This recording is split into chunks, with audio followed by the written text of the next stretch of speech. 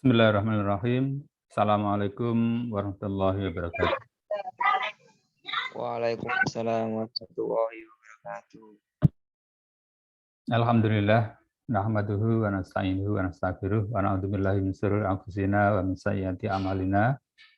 May yahdihillahu fala mudilla lahu wa may yudlil fala hadiyalah. Asyhadu an la ilaha illallah wa la syarika lah wa asyhadu anna Muhammadan abduhu wa rasuluh. Saudara-saudara sekalian, ini adalah perkuliahan kita yang ke-13 ya, membahas mengenai Muhammadiyah dan gerakan ekonomi yang nanti akan dipresentasikan oleh kelompok 10, kelompok terakhir ya. Nanti setelah itu materinya dari saya, yaitu pertemuan berikutnya pekan depan, hari Senin depan, itu membahas tentang peran kebangsaan Muhammadiyah, atau bisa dikatakan itu adalah aspek politik ya, Muhammadiyah dan politik begitu. Lalu yang terakhir itu nanti mengenai masalah-masalah yang berkembang atau bisa dikatakan adalah perkembangan Muhammadiyah pada abad 21 ya, tentang berbagai hal. Itu juga nanti dari saya ya. Sebelumnya perlu kami sampaikan bahwa untuk membahas Muhammadiyah dan gerakan ekonomi, kalau di e-learning Anda akan melihat beberapa referensi ya. Salah satu di antaranya adalah referensi dari Pak Dawam Raharjo, ya, salah seorang pakar ekonomi yang juga dulu adalah pernah menjadi pengurus pusat ya PP Muhammadiyah, pernah menangani di bidang ekonomi. Kemudian ada paparan dari jurnal-jurnal yang lain, diantaranya adalah jurnal yang menjelaskan mengenai apa yang sudah dilakukan ya oleh Muhammadiyah, yaitu dengan berdirinya lembaga ya, atau kita sebut dengan majelis ekonomi ya, sampai sekarang ada di mulai dari level pusat ya sampai pada level cabang ya atau daerah juga ada ya. Lalu ada beberapa penelitian mengenai pemberdayaan ekonomi umat di beberapa daerah, ya itu bisa didalami nanti.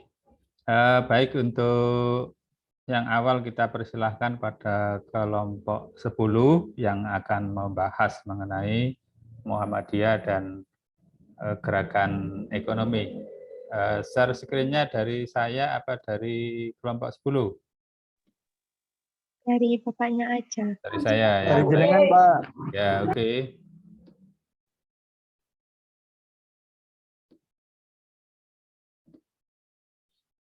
Ya, silakan. Siapa dulu yang berbicara? Ada 3 orang ini. Silakan.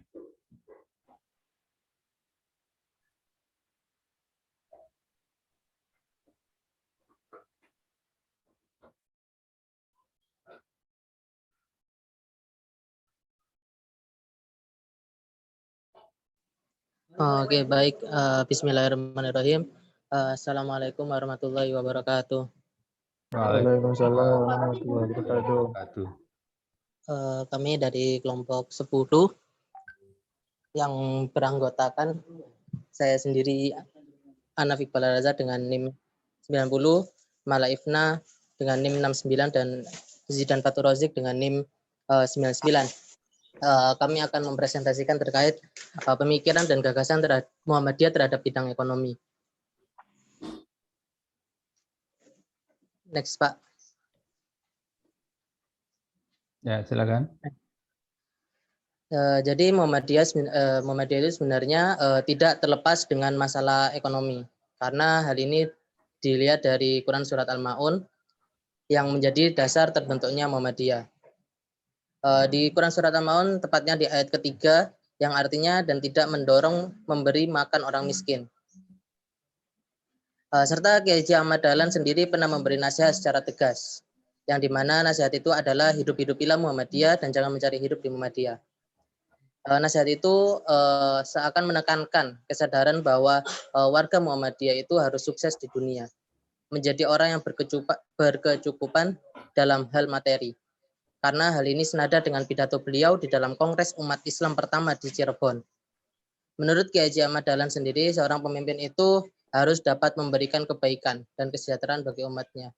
Oleh karena itu, pemimpin tidak cukup hanya cerdas dan luas wawasan keilmuannya, tetapi ia juga harus berkecukupan atau memiliki harta benda.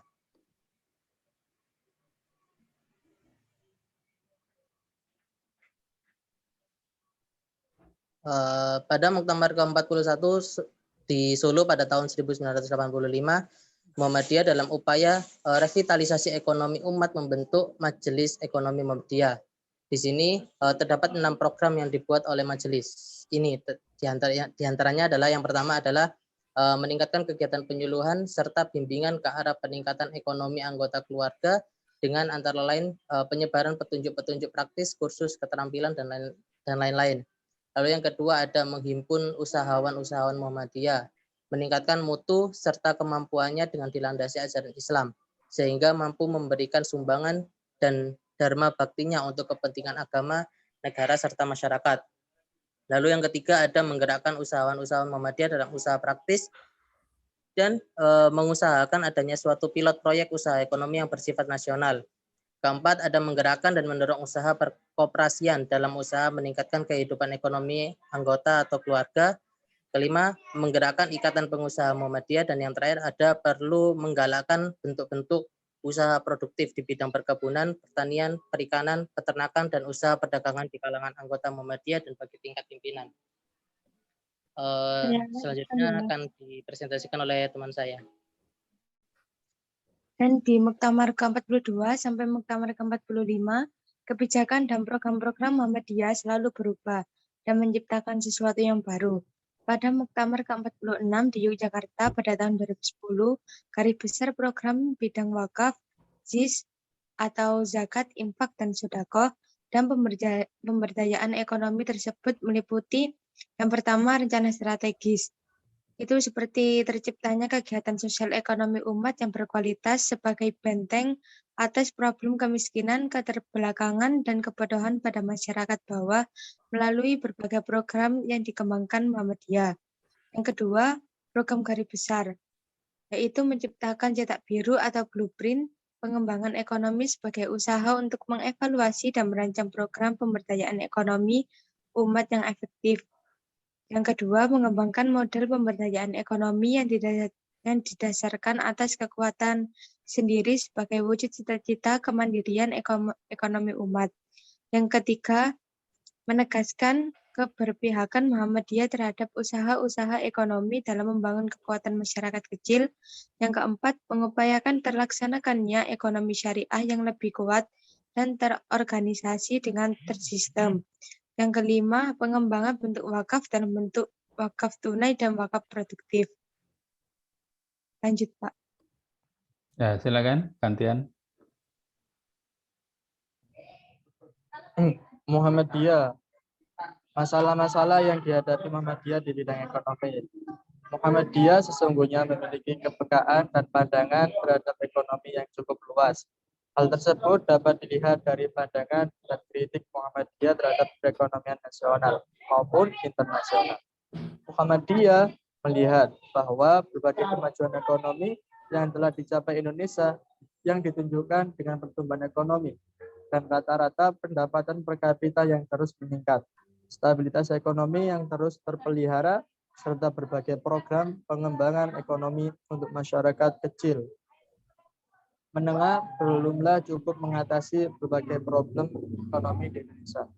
Menurut Muhammadiyah, beberapa persoalan ekonomi tersebut bersumber pada satu, paradigma ekonomi yang tidak konsisten antara paradigma ekonomi Pancasila atau ekonomi kerakyatan atau paradigma ekonomi liberal. Yang kedua, struktur ekonomi dualistis. Yang ketiga, kebijakan fiskal yang belum mandiri. Yang keempat, sistem keuangan dan perbankan yang tidak memihak. Yang kelima, kebijakan perdagangan dan industri yang liberal. Next, Pak.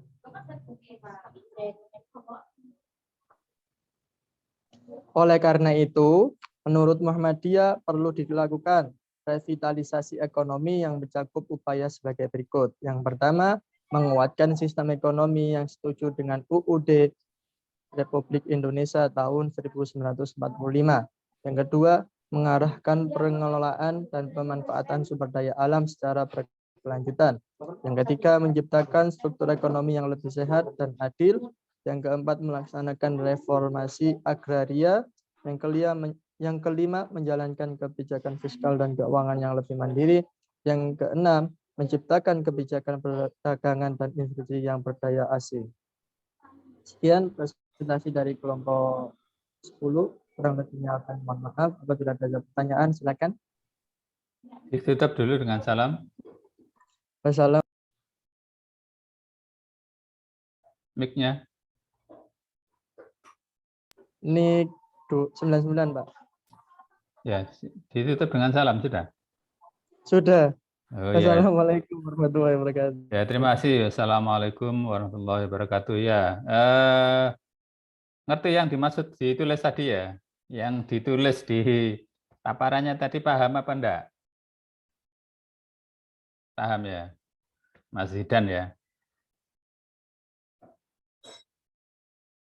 Mas Zidan ini di rumah apa di mana? Di TPG, Pak. Habis ngajar. Oh ya, terima kasih. Bagus ya. Jadi dari paparan tadi ada misalnya kalau Anda lihat di sini ya, ini adalah pandangan ya, pandangan Muhammadiyah mengenai sistem ekonomis bagaimana kita ketahui di Undang-Undang Dasar 45 ya, sistem ekonomi Indonesia itu bukan liberal, bukan sosialis, tetapi adalah sistem ekonomi Pancasila. Kira-kira itu adalah tengah-tengah ya, tengah-tengah di antara ekonomi Barat dengan ekonomi sosialis ya. Lalu ada kebijakan-kebijakan ekonomi yang lain yang mungkin ini menjadi pandangan ya. Tetapi yang kita fokuskan di dalam pembahasan ini bukan di pandangan ini, tetapi terutama adalah gerakannya ya. Misalnya ini ya, muktamar pada tahun 2010 ya.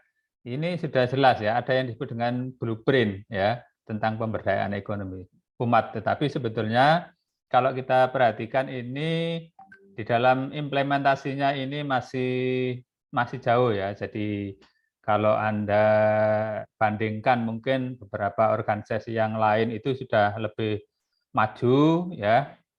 Ada yang bahkan satu organisasi itu menarik atau meminta ya kepada seluruh dari anggotanya itu sampai 25% ya setor kepada organisasi. Mungkin ada yang tahu ya apa itu organisasi apa? Organisasi Islam. Ya, narik pada anggotanya itu 25% dari penghasilannya. Jadi kalau misalnya penghasilannya 1 juta itu berarti adalah berapa? 250. Nah, itu akhirnya sekarang organisasi itu menjadi kaya ya, memiliki tanah di mana-mana dan modalnya cukup banyak ya, meskipun pengembangan kelembagaan atau lembaganya penerapannya di lapangan kegiatan-kegiatan itu belum terlalu banyak dibandingkan dengan Muhammadiyah, tapi itu sudah cukup bagus sebagai contoh ya. Nah, sementara kalau di Muhammadiyah sendiri itu memang ya jarang ya, kalau narik apa istilahnya itu iuran atau infak itu memang masih sedikit. Baik, sebelum kita lanjutkan diskusi di e-learning, silakan dimunculkan wajahnya, terutama yang tampil tadi, Zidan, Mala Ifna, Maulida Anindya, Faris Salman, Ahnaf Iqbal. Ini semuanya sudah pernah presentasi ya? Tidak ada yang kelewatan ya? Semuanya sudah pernah presentasi? Ya, tidak ada yang kelewatan. Saya screenshot ya, supaya dimunculkan wajahnya Anindya, Salma, Nurul Badriah, Safira, Rizky, Vina, saya hitung. 1, 2, 3.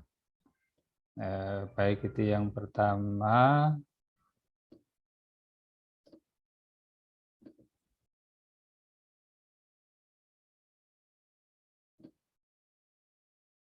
Untuk yang kedua, yang di belakang. Saya hitung lagi. 1, 2, 3. Baik, terima kasih. Saya ingatkan ya sekali lagi untuk yang belum membuat video ya. Jadi yang sister cuma linknya saja, bukan videonya ya.